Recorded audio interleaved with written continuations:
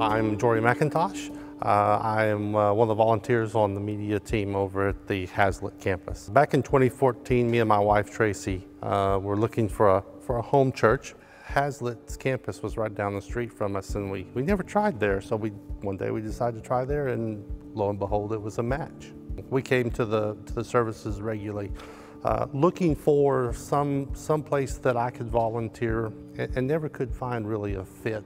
One day in the service, I noticed the video actually had a 60 cycle hum on it, and so I put on the comment card, you may want to check your video audio, there's a hum on it. That night, Rusty actually got the comment from the comment card, and Rusty called me on Tuesday.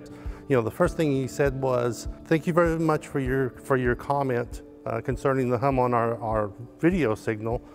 How can I fix that?" And of course, I walked through various things that he could try to actually resolve it. He goes, "Okay, so why aren't you on my media team?" And so the rest is kind of history. Being part of the media team it's a plus for me in that I've always been really big into technology and playing with gadgets and learning new things. But I look back to an event of 2018 that really kind of set my understanding of what service is all about. There was a gentleman that came in. It was the second service. He came in really early as the service was starting, and I was on the audio board. But this gentleman, he walks in and he looks me in the eye, and when I look at him, I immediately know this guy has been through some stuff.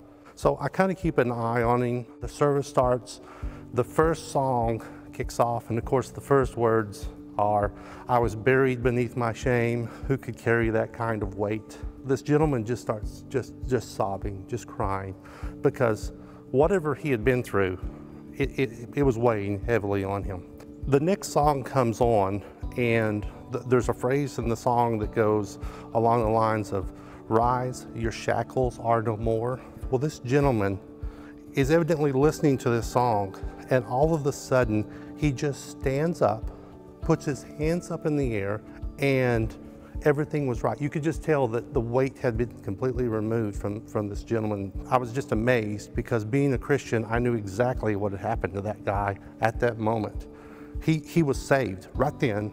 And so the thought that ran through my mind was he saved because of a volunteer that gave him the cup of coffee that morning? Was he saved because of, a greeter, somebody guitar playing? What had caused that?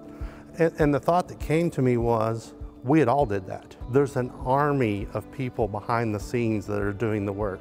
I mean, we see the pastor standing up there, and we see them, giving the messages, and we see, the church going on as it should. But imagine if you walked into the church this morning and there's no lights, there's no coffee, there's no donuts, there's none of that stuff, right? You drop your kids off at Kids Inc. and there's nobody there. So guess what? I got to take the kids off to service, right? And then when I walk into service, there's the pastor standing in the dark on the stage trying to give a message. What are you going to think, right?